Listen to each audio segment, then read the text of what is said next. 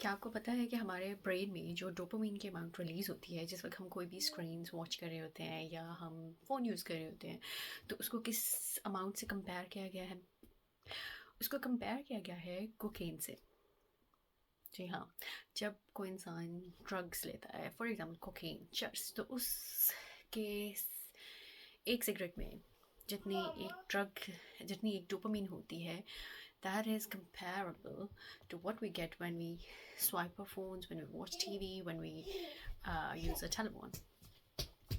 अब ये चीज़ बड़ों के लिए भी हार्मफुल है, मगर एक बच्चे के लिए जो इस वक्त सिर्फ 2-3 साल का है, जिसका ब्रेन अभी डेवलप नहीं हुआ है, उसकी ब्रेन की डेवलपमेंट को ही ये चीज़ मुतासर कर देती है. हाउ? बिकॉज जो ह्यूमन चाइल्ड है, जब वो पैदा होता है तो उसका ब्रेन का साइज़ बहुत छोटा होता है, because and that's the reason to facilitate its delivery. अब इसका मतलब क्या है कि उसकी ब्रेन की ज़्यादा डेवलपमेंट जो है वो उसकी बर्थ के बाद होगी, और फर्स्ट 3 years ऑफ लाइफ जो है वो बहुत क्रूशल होते हैं एक बच्चे के ब्रेन की डेवलपमेंट में. और ये भी कहा जाता है कि more than 80% of a child's brain is form during the first 5 years of his life.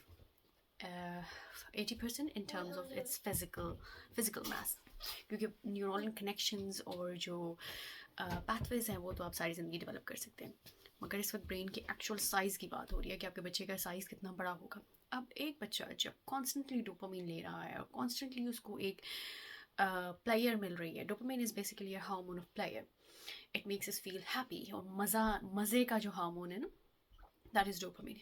तो इट्स ऑल्सो गुड हार्मोन अगर हम इसको ऑर्गेनिकली लें, मगर अगर ये इस तरीके से आर्टिफिशियल तरीके से मिलेगा जैसे ड्रग्स के ज़रिए, या अब हमें ये जो स्क्रीन के ज़रिए दें, that is not going to be helpful for anyone, let alone a child जिसका भी ब्रेन बना ही नहीं है, क्योंकि उस बच्चे के ब्रेन को वो मुतासर करेगा और वो उसको उस तरीके से ग्रो होने ही नहीं देगा जैसे उसको होना चाहिए था. अब इसके एग्जांपल से समझते हैं इस चीज़ को कि फॉर एग्जांपल एक बच्चा है, वो कहता है कि उसने वीकेंड पे फुटबॉल खेलने जाना है, ठीक है. अब वो वेट करेगा, एक्साइटेड होगा, पूरा हफ्ता इंतज़ार करेगा कि भाई वीकेंड पे उसने जाना है, अपने फ्रेंड्स के साथ उसका मैच है. तो वो वेट करेगा पूरा हफ्ता, तैयारी करेगा, सुबह जागेगा वीकेंड पे, कपड़े पहनेगा, अपनी किट पहनेगा, अपना बॉल लेगा और प्लेग्राउंड में जाएगा और फिर गेम खेलेगा, and that is going to give him a dopamine kick. मे भी हो सकता है वो गोल करे उसमें और उसे एक बिगर हिट मिल जाए.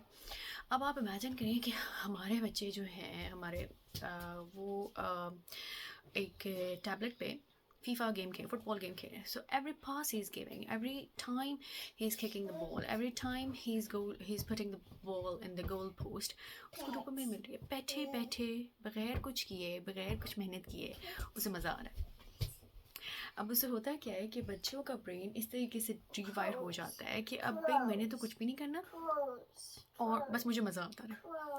And that is a very negative perspective, very negative way of looking at life, because life doesn't work like this.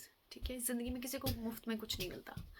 हर किसी को जो भी मिलता है उसके लिए उसे मेहनत करनी पड़ती है, उसके लिए उसे एफर्ट करनी पड़ती है, और फिर वो चीज़ उसे मिलती है. So if we are going to raise the children in a way that you don't need to do anything, just sit here and relax, और आपको मज़ा आएगा, तो फिर ये उसके लिए कितना हार्मफुल होगा. I understand that we do not live in a world जहाँ पे हम स्क्रीन्स को बिल्कुल अवॉइड कर सकें, बिकॉज इफ़ इस वक्त आप मुझे भी एक स्क्रीन के ज़रिए सुन रहे हैं, but we definitely have the choice कि हम इन स्क्रीन के यूज़ को लिमिट करें जितना हम कर सकते हैं, और इनको यूज़ करें अपने फ़ायदे के लिए, ना कि स्क्रीन हमें यूज़ करी हो अपने मकासद के लिए. No.